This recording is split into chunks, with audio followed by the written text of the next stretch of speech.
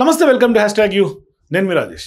So Telangana రాజకీయ వర్గాలు, తెలంగాణ ఉన్నటువంటి ప్రజానికం అందరూ కూడా ప్రస్తుతం జూబ్లీ హిల్స్లో జరగబోయే ఉప ఎన్నికలపైనే దృష్టి పెట్టారు.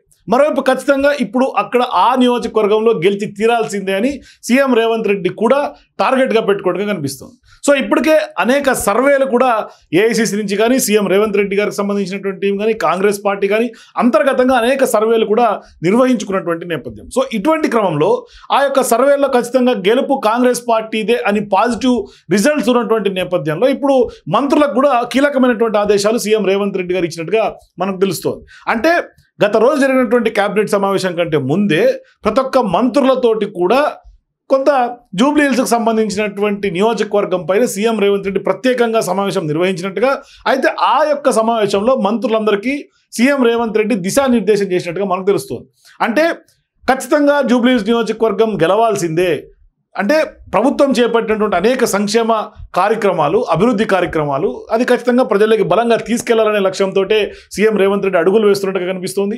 మరోవైపు మంత్రులందరికీ ఎంత సీరియస్ పనులున్నా, ఎటువంటి పనులున్నా మొత్తం పక్కన పెట్టండి, కేవలం జూబ్లీ హిల్స్కి సంబంధించినటువంటి నియోజకవర్గంకి సంబంధించినటువంటి ప్రచారంలో ప్రతి ఒక్క మంత్రి ఉండాల్సిందే అంటూ కూడా పెద్ద ఎత్తున అల్టిమేటం జారీ చేశారు. మరోవైపు మంత్రులు కేవలం ప్రచారంకే కాదు, ఇంటింటికి వెళ్ళాలి, అందరి డోర్స్ తట్టాలి, ప్రభుత్వం చేసినటువంటి అనేక సంక్షేమ అభివృద్ధి కార్యక్రమాలు కొంత ఆ ఫలాలను కూడా ప్రజల్లోకి తీసుకెళ్ళాలి. సో తద్వారా ఇప్పటికే జూబ్లీ హిల్స్కి సంబంధించినటువంటి నియోజకవర్గంలో కాంగ్రెస్ పార్టీ అభ్యర్థిగా ఉన్నటువంటి నవీన్ యాదవ్ కొంత యంగ్స్టర్, అట్లాగే పెద్ద ఎత్తున కొంత ప్రజా ఆదరణ పొందినటువంటి ఒక వ్యక్తి కాబట్టి కొంత నవీన్ యాదవ్ గెలుపు కోసం మీరందరూ కృషి చేయండి అంటూ కూడా సీఎం రేవంత్ రెడ్డి మంత్రులకు చెప్పినట్టుగా తెలుస్తోంది. మరోవైపు అనేక సర్వేలలో కూడా స్పష్టంగా జూబ్లీ హిల్స్ నియోజకవర్గం కాంగ్రెస్ పార్టీ ఖాతాలో పడుతుందనే రిజల్ట్స్ రావడం, మరోవైపు ఖచ్చితంగా ఆ గడ్డపైన జూబ్లీ హిల్స్ గడ్డపైన ఖచ్చితంగా బీఆర్ఎస్ పార్టీ జెండా కాదు, ఈసారి ఖచ్చితంగా కాంగ్రెస్ జెండా ఎగురుతుంది అంటూ కూడా కొంత స్పష్టమైనటువంటి ధీమా ఇప్పుడు సీఎం రేవంత్ రెడ్డి వ్యక్తం చేస్తున్నారు. మరోవైపు ఇప్పటికే 3 మంత్రుల కమిటీ అక్కడ ప్రధానంగా సీరియస్గా ఫోకస్ చేసింది. బూత్ కమిటీ మీటింగ్లలో కూడా ఏకంగా ఏఐసీసీ ఇన్ఛార్జ్గా ఉన్నటువంటి మీనాక్షి నటరాజన్ రంగంలో దిగారు. పెద్ద ఎత్తున పోల్ మేనేజ్మెంట్ చాలా క్రూషియల్గా జరుగుతోంది. ఇటువంటి సందర్భాల్లో కొంత పెద్ద ఎత్తున ముస్లిం మైనారిటీ ఓట్లు చాలా కీలకంగా మారే అవకాశాలు ఉంటాయి. మరోవైపు ఎంఐఎం పార్టీ కూడా కొంత సపోర్ట్ చేస్తున్నటువంటి తరుణంలో ఇప్పుడు ఖచ్చితంగా జూబ్లీ హిల్స్ నియోజకవర్గంలో గెలిపే లక్ష్యంగా కాంగ్రెస్ పార్టీ అడుగులు వేస్తోంది.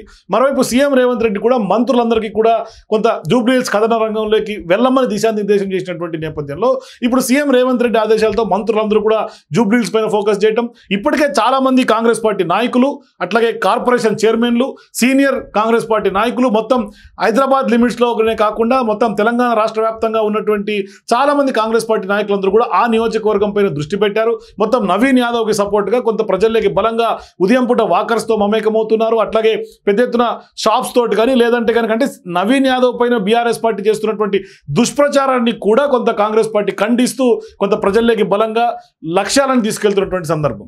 మరోవైపు రోడ్ షోలతోటి కూడా కొంత హోరెత్తిస్తున్నటువంటి నేపథ్యం, ప్రచార రథాలు బలంగా తిరుగుతున్నాయి. అంటే ఏ డివిజన్లు అయితే మీకు ఖచ్చితంగా ఇప్పటికే జారీ చేశారు, అంటే ఆయా డివిజన్లకు సంబంధించినటువంటి ఇన్ఛార్జీలుగా మంత్రులు వ్యవహరిస్తున్నారో ఆ యొక్క అన్ని డివిజన్లలో కూడా ప్రతి ఒక్క ఇంటికి మీరే స్వయంగా వెళ్ళండి, ఏ ఒక్క మనిషిని, ఏ ఒక్క ఇంటిని మీరు నెగ్లెక్ట్ చేయకండి, ఖచ్చితంగా వాళ్ళు తలుపు తట్టండి, ప్రభుత్వం ఏం చేస్తుంది, ప్రభుత్వం యొక్క లక్ష్యాలను కూడా ప్రజలకు వివరించండి, తద్వారా ఖచ్చితంగా ప్రజలందరూ కూడా కాంగ్రెస్ పార్టీని హక్కును చేర్చుకునే అవకాశం ఉంటుంది. ఇప్పటికే కాంగ్రెస్ పార్టీ అట్లాగే సీఎం రేవంత్ రెడ్డి కొంత ప్రజల్లో ఒక తెలియనటువంటి పాజిటివ్ వైబ్రేషన్స్ ఉంటాయి. మరోవైపు ఖచ్చితంగా సీఎం రేవంత్ రెడ్డి కూడా ఇప్పుడు ఖచ్చితంగా గెలవాల్సిందే అని లక్ష్యం పెట్టుకున్నటువంటి నేపథ్యంలో ఇప్పుడు సీఎం రేవంత్ రెడ్డి కనుక మంత్రుల ప్రచారంతో పాటుగా ఆయన కూడా కొంత ప్రచారంలోకి యాడ్ అయితే ఖచ్చితంగా ఒక పూర్తి స్థాయిలో వైబ్రేషన్ వచ్చే అవకాశం ఉంటుంది. నియోజకవర్గం మొత్తం పెద్ద ఎత్తున అంటే వార్ వన్ సైడ్ అయ్యే అవకాశాలు స్పష్టంగా ఉంటాయి. ఎందుకంటే కేసీఆర్ గత కొంతకాలంగా ఫామ్ హౌస్కే పరిమితం అవటం, మరోవైపు ఆయన వచ్చినా కూడా పెద్దగా ఆశించినటువంటి మేర కొంత ఫలితాలు వచ్చే అవకాశం లేదు. ఎందుకంటే ఇప్పటిదాకా రాజకీయంగా అనేక ఆరోపణలు ఎదుర్కొంటున్నటువంటి బీఆర్ఎస్ పార్టీ తాజాగా కూడా పెద్ద ఎత్తున ఆరోపణలు ఎదుర్కొంటుంది బీఆర్ఎస్ పార్టీ. అంటే కాళేశ్వరం స్కామ్ కానీ లేదంటే కనుక పెద్ద ఎత్తున తెలంగాణ రాష్ట్రాన్ని ఆర్థికంగా సంక్షోభం నెట్టినటువంటి పార్టీగా ఖచ్చితంగా బీఆర్ఎస్ పార్టీకి కొంత గుర్తింపు ఉంది. మరోవైపు మాగంటి గోపీనాథ్ గారి అకాల మరణంతో ఈ ఎన్నిక వచ్చింది కాబట్టి ఆ సెంటిమెంట్ రాజకీయాలు కూడా ఇక్కడ పనిచేసే అవకాశాలు లేవు. ఎందుకంటే ఖచ్చితంగా సికింద్రాబాద్ కంటోన్మెంట్ నియోజకవర్గమే దానికి కొంత ఉదాహరణగా మనం చెప్పుకోవచ్చు. ఇటువంటి సందర్భాల్లో ఖచ్చితంగా మనకు పాజిటివ్ సైన్స్ అక్కడ కనిపిస్తున్నాయి కాబట్టి ప్రజలందరూ మద్దతు మనకు కాంగ్రెస్ పార్టీకి ఉంది కాబట్టి ఖచ్చితంగా మంత్రులందరూ మీరు జూబ్లీహిల్స్లో వెళ్లాల్సిందే అంటూ కూడా స్పష్టంగా ఆదేశాలు ఇచ్చినటువంటి నేపథ్యంలో ఇప్పుడు ఏం జరగబోతుంది జూబ్లీహిల్స్ నియోజకవర్గంలో, మరి అక్కడ ఓటర్ తీర్పు ఏ విధంగా ఉండబోతుంది, మరి ఎందుకంటే మైనారిటీలే ఫోకస్గా అడుగులు వేస్తున్నటువంటి నేపథ్యంలో ఖచ్చితంగా మరి నవంబర్ 11వ తారీఖు జరగబోయే పోలింగ్లో ప్రజల తీర్పు వెలువడే అవకాశాలు ఉంటాయి. సో ఇప్పుడు ఖచ్చితంగా మీరు కూడా జూబ్లీహిల్స్ నియోజకవర్గం పైన మీ అభిప్రాయాల్ని నాకు కామెంట్స్ తెలియజేయండి. For more videos please watch #.